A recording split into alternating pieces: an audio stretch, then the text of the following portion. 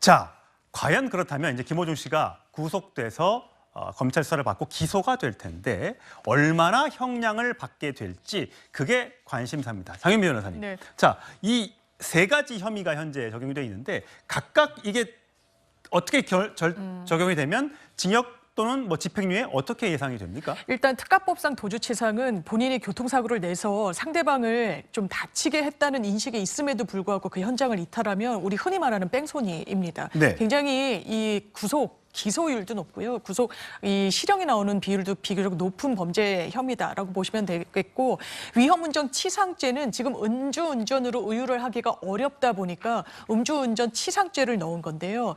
일단 보통의 음주운전보다 법정형은 높습니다. 그럼에도 불구하고 음주의 정확한 수치가 이 수사기관에 의해 입증되지 않더라도 정상 운행이 불가능할 정도의 음주나 아니면 약물에 취해서 운전을 했다는 그 사실관계를 입증하면 이죄로 처벌을 할 수 있기 때문에 이 부분까지도 지금 그 구속 수사한 이후에 한번 들여다보겠다는 취지로 보이고요. 도로교통법상 사고 미조치는 이 사고의 대상이 기물이든 아니면 사람이든 그 현장을 사람에게 알리지 않고 아니면 비산물이 튀었는데 정리하지 않고 갔을 경우에 이 적용되는 혐의입니다. 범인 도피 방조 혐의 같은 경우에는 김호중 씨 같은 경우에 매니저에게 본인의 옷을 그대로 벗어주고 이 수사기관에 출두하도록 그렇게 한 행위와 관련해서 이 일련의 과정에 아주 직접적인 교사 행위, 그러니까 직접 시켰다는 부분까지는 입증이 안 된 것 같고요. 다만 옷을 벗어주는 등이 범인 도피를 하는 데 있어서 범행을 용이하게 했다는 점에서 방조죄로 이제 의유를 하고 있는 건데, 방조 혐의는 기본적으로 형이 감형이 됩니다. 그렇지만 지금 받고 있는 혐의가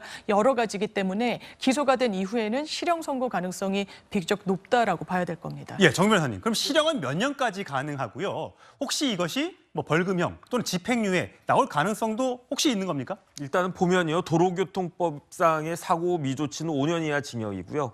그다음에 특가법상의 도주차량죄는 피해자가 상해를 입었을 때에는 1년 이상 30년 이하 징역이고요. 그다음에 위험운전 치상죄는 상해일 경우에는 1년 이상 15년까지 징역이란 말이에요. 그런데 실질적으로 실무상으로는 그 판사들이 그 양형할 때 양형 기준이라고 있어요, 대법원에서. 그래서 제가 그 양형 기준을 찾아봤더니 위험운전 치상 같은 경우에는 기본이 10개월에서 2년 6개월, 가중되면 2년에서 5년. 그다음에 김호중 씨는 치상 후에 도주하지 않았습니까? 치상 후 도주 같은 경우에는 마찬가지로 10개월에서 2년 6개월, 가중될 경우에는 2년에서 6년까지란 말이에요. 그러니까 거기에다가 판사들이 제일 나쁘게 생각하는 게 뭐냐면은 운전자를 교체하는 거 아니겠습니까? 예, 덮어씌우는 거죠, 죄를. 범죄자를 쉽게 말하면 내가 범죄를 저질렀는데 막내 매니저한테 죄를 덮어씌우겠다는 거였잖아요. 그거는 굉장히 나쁜 거 아니겠습니까? 거기에다 증거인멸까지 있으니까 제 생각에는 이거는 굉장히 안 좋은 가중 요건에 충분히 해당된다라고 생각이 되고요. 그래서 위험운전 치상 도주 요걸 갖다가 합해서 보면은